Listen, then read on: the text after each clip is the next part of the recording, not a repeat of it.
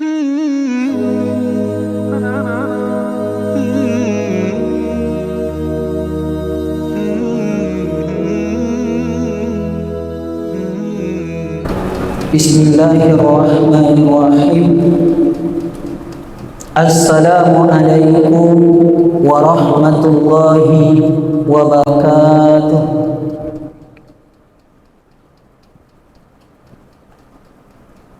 Alhamdulillah, alhamdulillahilladzi khalaqas samawati wal ardh wa ja'ala az-zulumati wan nur thumma alladhina kafaru bi rabbihim ya'dilun.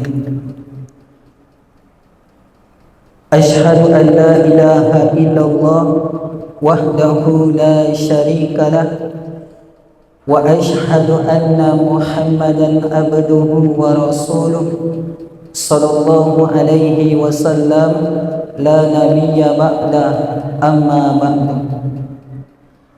Bapak-bapak, ibu-ibu, kaum muslimin dan kaum muslimat sidang jamaah salat zuhur yang dimuliakan oleh Allah, kembali kita bersyukur kepada Allah Subhanahu wa ta'ala atas limpahan rahmat, karunia serta inayahnya kepada kita, sehingga kita masih dapat melangkahkan kaki, mengayunkan tangan menuju masjid dalam rangka berubudiyah kepada Allah Subhanahu wa ta'ala. Salawat beriringan salam tidak bosan-bosan kita doakan kepada Allah, sehingga senantiasa dicurahkan buat Nabi besar kita, yakni Nabi Muhammad sallallahu alaihi wasallam. Allahumma salli ala Muhammad wa ala ali Muhammad fil alamina innaka hamidum majid. Yang terhormat Bapak Pengurus Masjid Agung Nurul Iman beserta jajarannya, yang terhormat bapak-bapak, ibu-ibu, kaum muslimin dan kaum muslimat sidang jamaah salat zuhur yang dimuliakan oleh Allah. Judul kajian kita pada siang hari ini, bahaya kesombongan. Sifat sombong merupakan salah satu sifat tercela yang dibenci oleh Allah dan dibenci oleh baginda Rasulullah sallallahu alaihi wasallam. Dan sangat jelas di dalam agama Islam hukumnya adalah haram. Seseorang yang memiliki sifat sombong di dalam hatinya, dia merasa dirinya lebih hebat dari orang lain. Dia merasa dirinya lebih pandai daripada orang lain. Dan dia juga merasa dirinya lebih alim, lebih dermawan daripada orang lain. Kemudian orang-orang yang memiliki sifat sombong senantiasa merendahkan orang lain dan senantiasa menolak kebenaran. Kalau suatu kebenaran itu disampaikan oleh orang yang lebih kecil darinya, kalau kebenaran itu disampaikan oleh orang yang pangkatnya lebih rendah darinya, maka dia tidak akan percaya. Bapak dan Ibu sidang jamaah salat zuhur yang dimuliakan oleh Allah, sebenarnya sifat sombong ini adalah sifat iblis laknatullah. Kita sama-sama ketahui ketika Allah Subhanahu wa ta'ala memerintahkan kepada para malaikat, memerintahkan kepada para iblis untuk sujud kepada Nabi Adam, semua malaikat bersedia untuk sujud kepada Nabi Adam. Tetapi yang namanya iblis laknatullah dengan kesombongan yang dimilikinya tidak mau sujud kepada Nabi Adam. Alasan iblis tidak mau sujud kepada Nabi Adam, iblis menganggap dirinya lebih senior daripada Nabi Adam. Iblis diciptakan dari api, sedangkan Adam diciptakan dari tanah. Jadi iblis beranggapan api itu lebih mulia daripada tanah. Akhirnya apa? Allah Subhanahu wa taala melaknat iblis dan Allah usir iblis dari dalam surga karena kesombongannya. Bapak dan Ibu sidang jamaah salat zuhur yang dimuliakan oleh Allah. Sesuai dengan sabda Rasulullah sallallahu alaihi wasallam. Bismillahirrahmanirrahim. La yadkhulul jannah man kana fi qalbihi mithqala dzarrati min kibr. Tidak akan masuk surga seseorang kalau di dalam hatinya masih ada sedikit kesombongan, walaupun itu hanya sebesar biji sawi, walaupun itu hanya sebesar biji zahra. Bayangkan, sedikit saja kesombongan itu masih tertanam di dalam hati kita, kita tidak bisa masuk ke dalam surganya Allah Subhanahu wa ta'ala. Kenapa Allah Subhanahu wa ta'ala sangat membenci orang-orang yang sombong? Karena orang-orang yang sombong ini adalah orang-orang yang suka menolak kebenaran.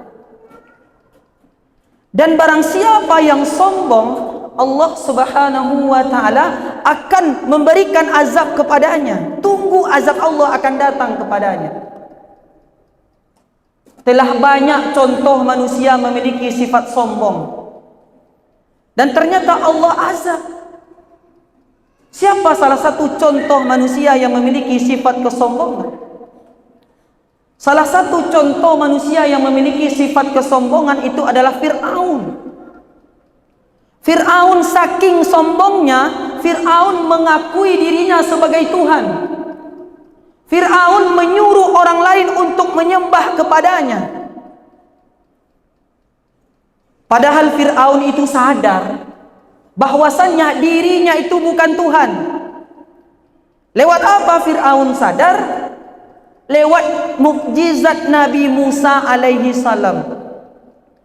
Ketika Allah Subhanahu wa ta'ala perintahkan kepada Nabi Musa untuk melemparkan tongkatnya ke Laut Merah, maka Laut Merah tadi terbelah menjadi dua, sehingga Nabi Musa dan umatnya bisa lewat menyeberang Laut Merah tersebut. Dan itu disaksikan oleh Fir'aun dan bala tentaranya. Fir'aun menyadari tentang itu, tetapi Fir'aun tidak mau beriman kepada Tuhan Nabi Musa. Alasannya adalah karena kesombongan yang dimilikinya. Akhirnya Allah Subhanahu wa ta'ala azab Fir'aun dan bala tentaranya. Allah tenggelamkan Fir'aun dan bala tentaranya ke dalam Laut Merah.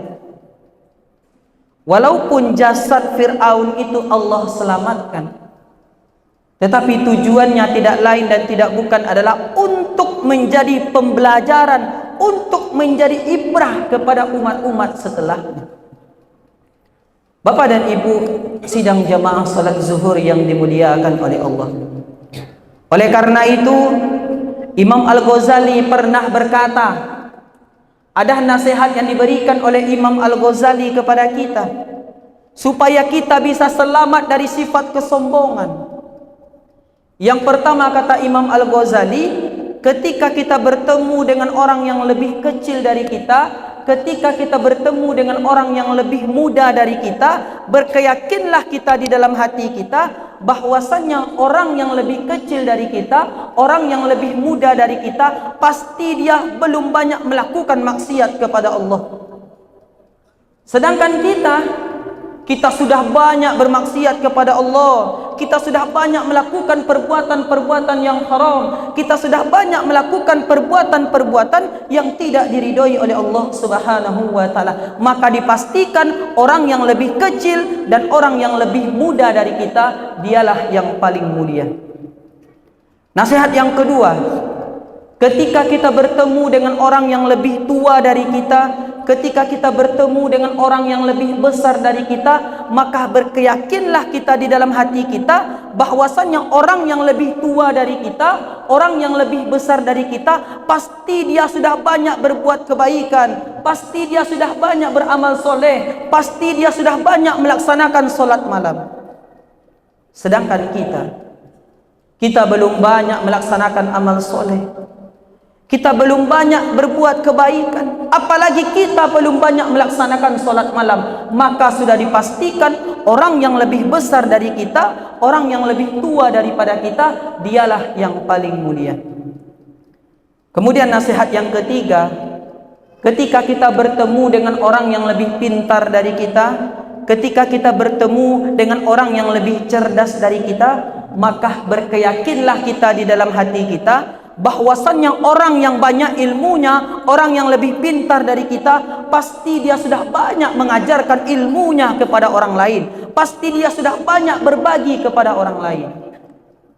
Sedangkan kita orang yang minim ilmu pengetahuan, kita belum banyak membagikan ilmu kita kepada orang lain, kita belum banyak menjasakan ilmu kita kepada orang lain, maka sudah dipastikan orang yang lebih cerdas dari kita, orang yang lebih pintar dari kita, dialah yang paling mulia.